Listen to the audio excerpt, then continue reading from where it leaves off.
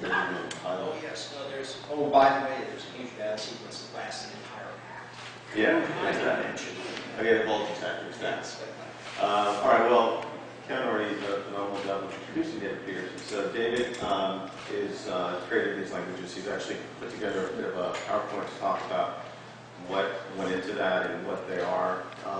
But it was very important for us from the start, as Kevin said more eloquently than I will, that there's a real need for grounded verisimilitude about these aliens. We really believe these aliens have their own culture, that they really do come here, that they talk to each other in their language as immigrants would, and that was no small task. And then we had 7 races, so it was even a bigger task. So we got the best in the business to do that for us. So please welcome David Peterson.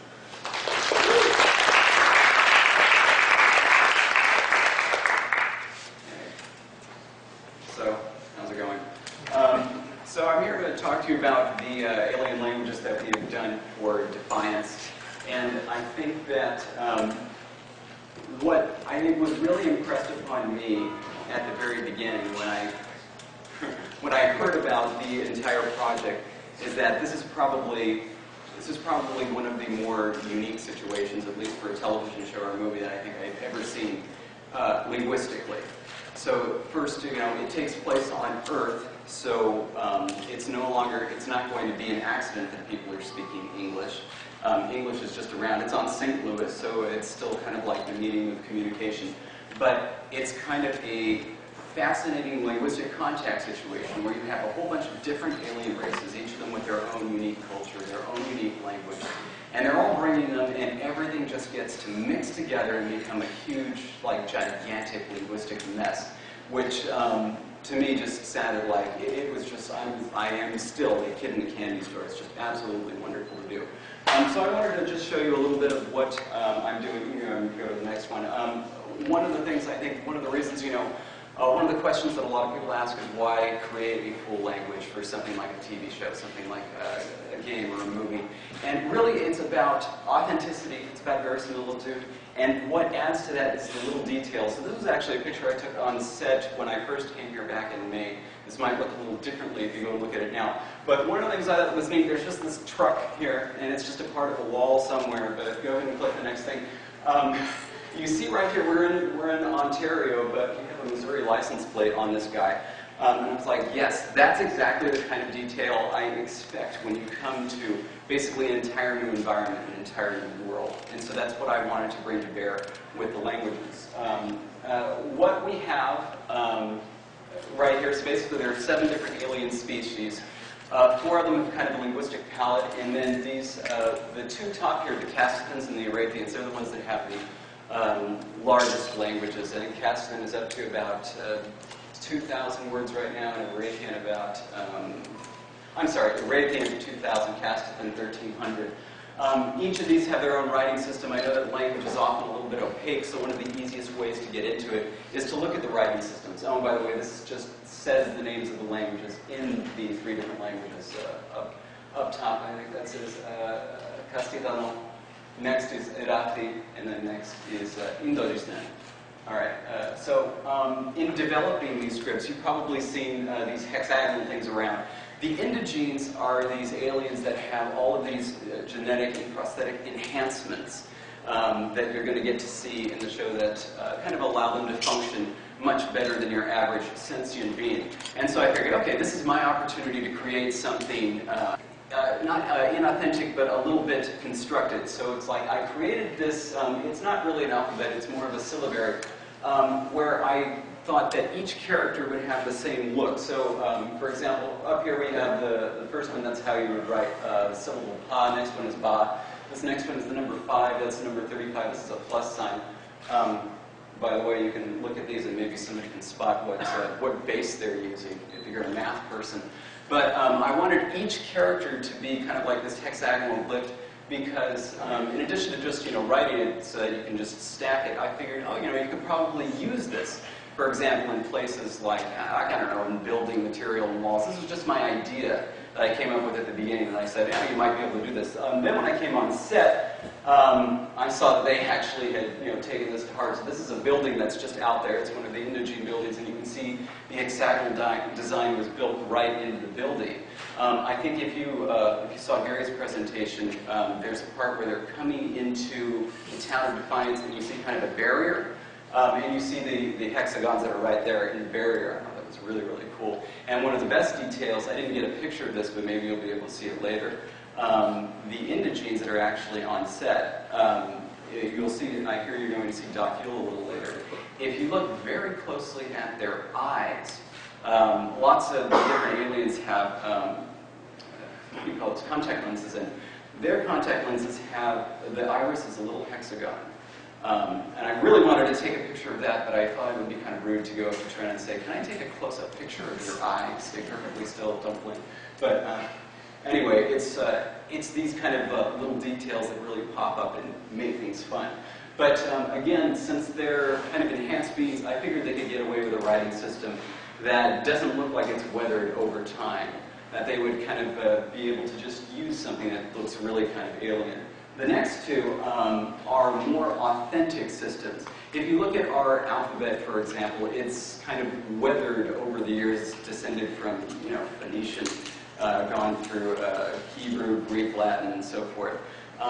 It's kind of bent to our will. And here's just a little example. So we have, this is actually an Egyptian hieroglyph. It's a vulture that can stand for the sound ah or just a vulture. And that's how it would appear in tomb inscriptions. However, when scribes are writing it on papyrus and things, to present to the builders who are going to write stuff, they actually used this, which is kind of a cursive form. You have to excuse, this is just my handwriting, copy from a book. So you can see, yeah, it's pretty vulture-y. But at the same time, it's not like they went to the pain of actually writing this out by hand. This, after a little while, began to devolve into, this is what's called hieratic, an even more stylized form of this cursive script. This would still be what the scribes would use. And then as this descended to the common people, what you got is demotic, or what's called demotic. This is kind of before they switched over to Greek. And so if you look at this, and then look at this, you see how are these two things related. So it's kind of like this progression of evolution. And that's really what I bring to the table when I create languages. They don't just jump out of someone's forehead fully clad in armor. They kind of wear down over time. And these are civilizations that should have been in existence for thousands of years before they came to Earth. So with our two naturalistic writing systems of Raytheon and Castleton, I applied the same principle.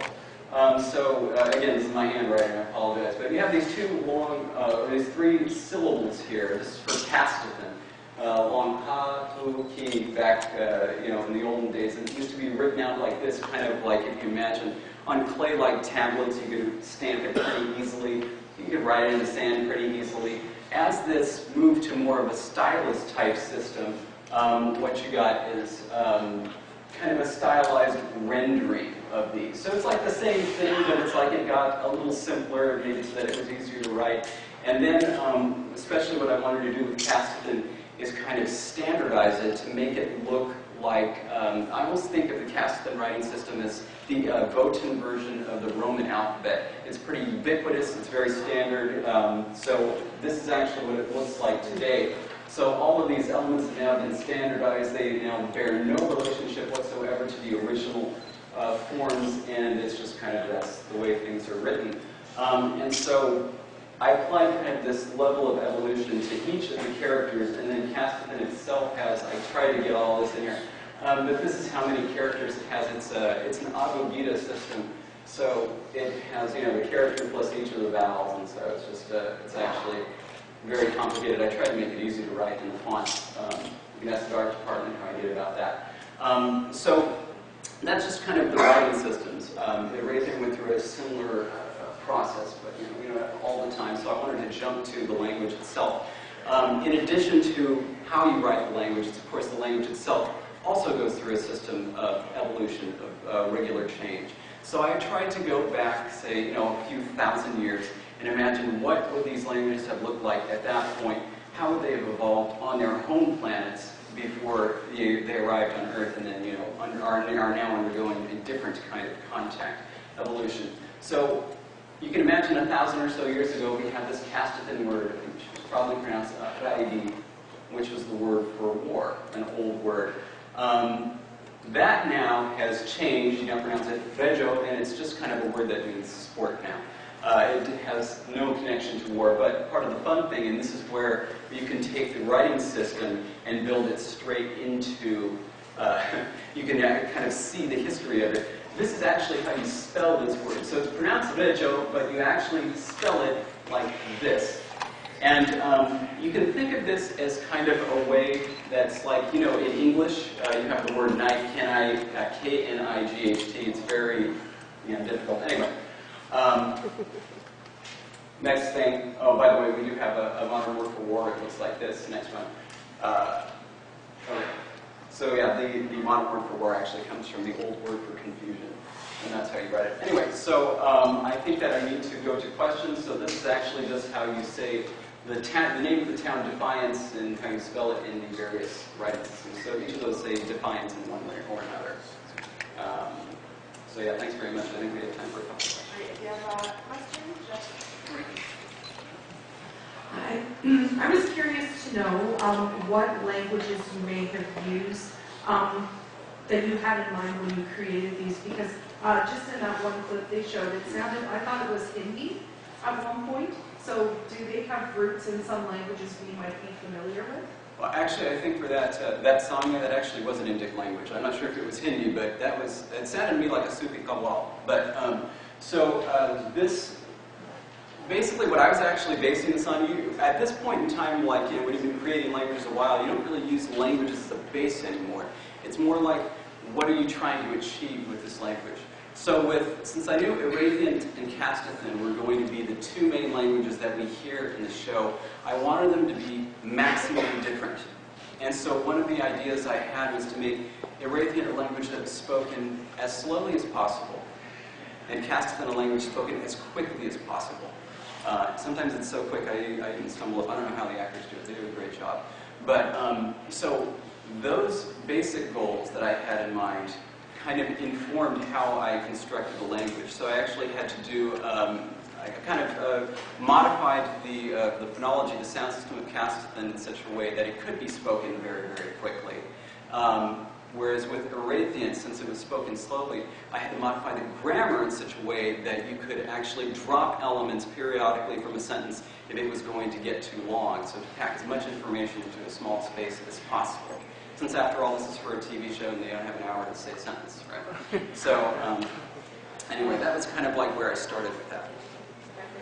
I just have to say, I find this absolutely fascinating. You spent so much time and effort in this. It's just amazing. I was wondering, could you talk a little bit about what is your educational background? How do you get into creating these languages? Oh, well, I started out as an English major, so it was inspiring. But then, I kind of moved into linguistics in my BA, and I started creating languages at the same time that I started studying linguistics in undergraduate. And then I kind of really fell in love with both, and so I just kept on creating languages and studying linguistics. And then I went on and got an MA in linguistics, and but yeah, I've been creating languages for about 12 years now. I think Kevin had a question. I'm going to cheat and ask a question. I actually have my own microphone, so I don't need to. Could you maybe speak to the process about, because one of the things that I find really fascinating about what you do is how the words get from your mind into the mouths of the actors on camera, and just the steps that we have to go through in terms of getting it in the script and having Brian send you the material. Okay, sure. So basically what I do first is, I get a script, and the script will have a call for a bunch of lines to be translated into one of the various languages, and then usually the first thing I do is I ask, can I please translate more lines? So I love trying to have this stuff in the show.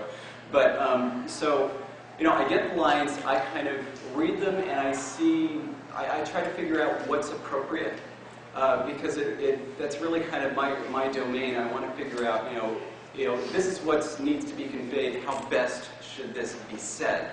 What makes sense given the language. And so then at that point, I do my translation, and then I record each of the lines on MP3. It's been hundreds, if not 1,000 lines so far this season. According to the lines on MP3, I send the translations back, and also I provide the actors with material. It was actually Grant Boulder who gave me this cue, so that I kind of give the actors an idea of literally what's being said. So they don't have to, understand the language fluently, but they have an idea which part goes with which part, so they know where to add their own inflection. And so then I kind of send that off. The actors get it. They kind of rehearse. They see what they want to bring to it, and then they